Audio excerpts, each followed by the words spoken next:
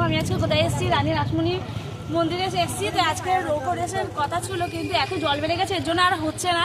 তো দেখো এইখানটায় কিন্তু মাঠ, পুরো দেখো মাঠের সামনে পুরো জল চলে এসেছে। কি হারে দেখো জল বেড়েছে পুরো, দেখো মেলাটা ডুবে গেছে জলে।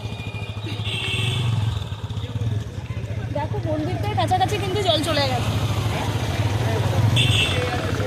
দেখো কত জল হয়ে গেছে।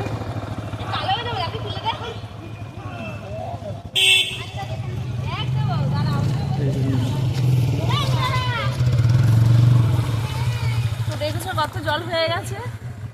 তো ব্যাড লাক, আজকে আর দেখা হলো না, নেক্সট কবে হবে তার অপেক্ষাই করবো আমরা।